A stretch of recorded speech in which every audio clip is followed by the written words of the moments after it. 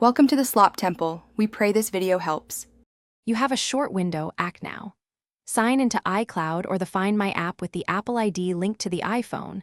This verifies ownership and unlocks tracking. Once signed in, go straight to the device's map, then play a sound, listen for chirps, even if it's on silent. If the location looks right, enable Lost Mode to lock the screen and display a contact message. This prevents misuse and starts location logging, so you can follow movement safely. Once tracking is active, don't rush to retrieve the phone by yourself. If the iPhone is offline, enable Notify when found. You'll get a notification when it's back online. Check the last seen time and address, then use the directions feature to plan a safe approach.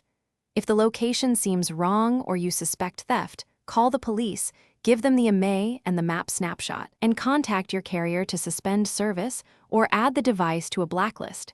This prevents if you reach the phone and it's safe, unlock it using the lock screen message or your passcode, then sign out and verify your data. Only erase remotely if recovery is impossible. Erasing prevents further tracking, though activation lock still ties the device to your Apple ID.